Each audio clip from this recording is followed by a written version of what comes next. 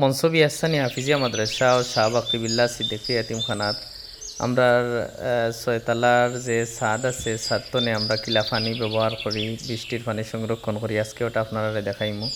ও দেখতে পাররা আমরার উপরেতনে যে পাইপটা নামছে এটা ছাদর পানি নামছে। এটা ছাদর পানির নিচে না নিয়া আমরা এটারে ডাইরেক্ট আনিয়া মাদ্রাসার সামনে দিয়ে যে ডেইন আছে ওই ডেইনও আনিয়া ফেলাই দিছি। আর এটার মুখে একটা কাপ আছে, কাপ যখন আমরা খোলা থাকবো তখন বৃষ্টির পানি পড়তে থাকবো সব সময়। আর যখন পরিষ্কার হয়ে যাব দেখবো আমরা, তখন কাপিটা যদি লাগাই দিই, লাগানোর সাথে সাথে গিয়া ট্যাঙ্কি গিয়া ভরা শুরু হইব।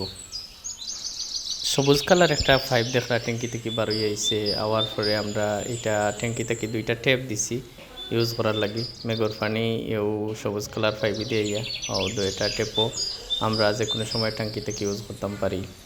এই ট্যাপগুলার সাইডে আমরা একটা গেট বাল্ব আছে।